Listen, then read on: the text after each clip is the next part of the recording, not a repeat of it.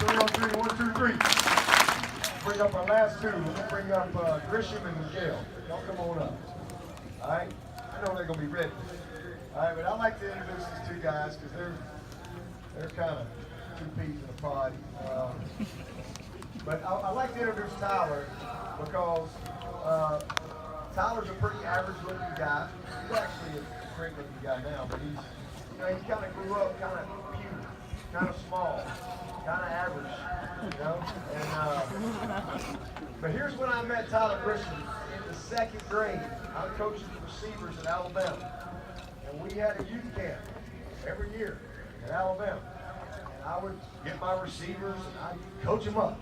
And I had this little guy, this little 2nd grader, coming to camp, and he was not very big.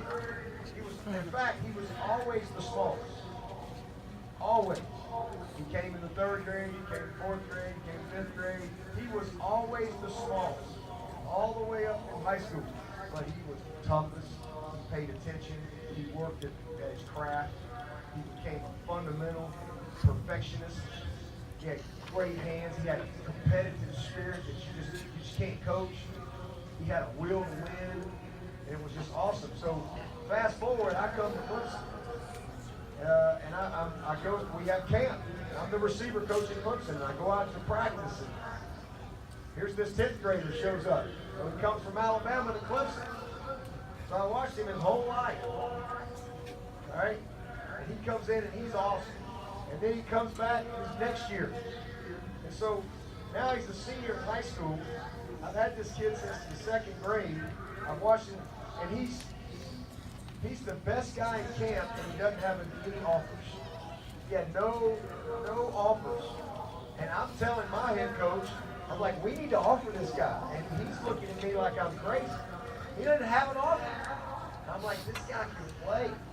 And we literally had to make him run like 4 40-yard dashes to prove that he was fast, but he was small. But long story short, my point to y'all is, listen, football players come in all shapes and sizes.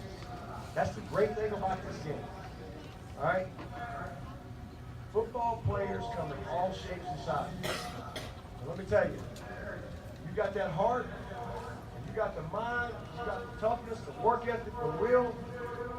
You can take whatever you got. You got all you need. You can take what God gave you, and man, you can do something special with it. Don't worry about what you don't have. Don't worry about what somebody else can. You worry about you. And that's what Tyler Grisham's the epitome of.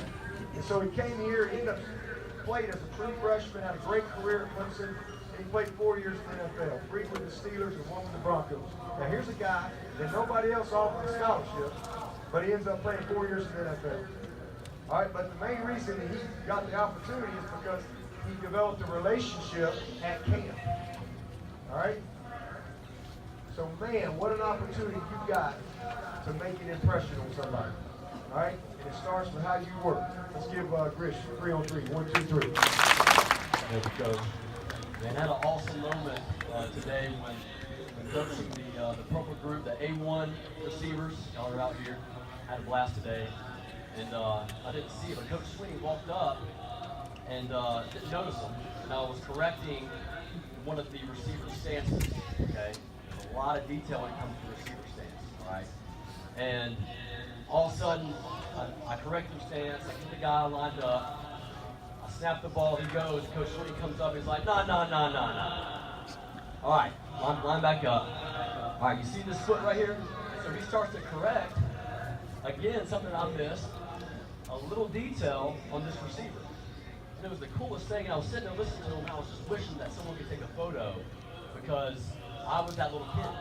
I was that kid getting taught by Coach Sweeney when I was really young at the University of Alabama. I grew up in Birmingham, and so that's where I went when he was coaching there.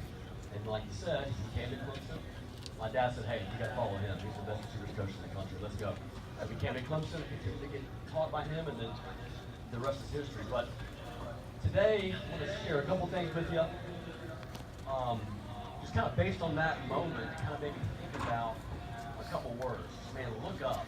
Man, I was grinding, I was coaching, busy, but it was a cool moment where I could step back and just enjoy what I was witnessing. And what God just kind of brought that to mind comfortable for me. And so for y'all, real quick, man, this is it was, God turned the AC on out here, man. It is awesome. It feels great, right?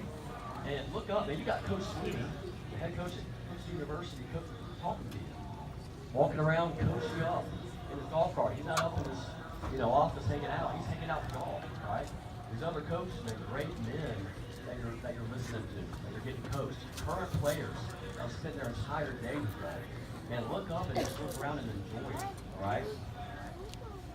One thing I saw which was kind of surprising, I know the world's changing. One thing I saw today, well, first off, I want to ask you, raise your hand if you have a cell phone. Shifting gears a little bit. This is another thought I had, okay? Now think about look up, all right? All right, raise your hand if you have, put your hands down, but raise your hand if you have like a smartphone, like an iPhone, all right? All right, you put them down. It's a lot of hands, right? A lot of hands. And I understand, I have 3 kids. Put your hands down. I have 3 kids, and I understand just how important it's going to be when they get older, to know where they are, and make sure they're safe, they can contact me at all times. But guys, here's the thing. Man, you can have your head, listen to me. Look up, guys. You can have your head buried in this thing. Always looking at it. All the time. All right? Wasting so much time. Staying up later than you need to be. All right? So look up, man, and engage with those around you. On the bus. Don't just put your phone out and watch a video or something.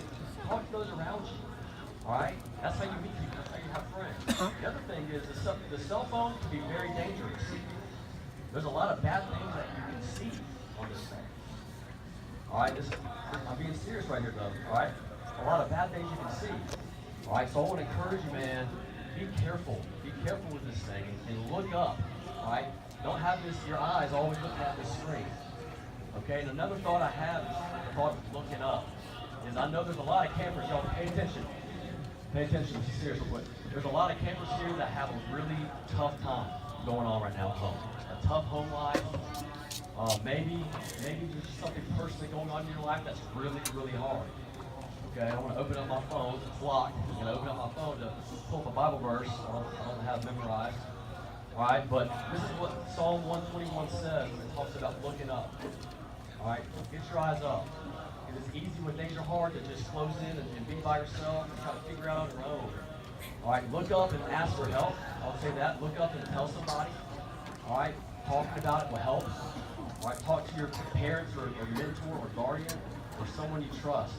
All right, but this is what the Bible says, okay? Psalm 121 says, I lift up, again, look up. I lift up my eyes to the mountains. Where does my help come from? My help comes from the Lord, the maker of heaven and earth. He will not let your foot slip. He will not let your foot slip. He who watches over you will not slumber. Indeed, he who watches over you will neither slumber nor sleep. He doesn't take time off. And God is always working. When you're asleep, he's paying attention. All right? And even the bad stuff that's going on, he knows. All right? So look up, man. Pray to him. Go to him, and things will get better. All right? Go Tigers.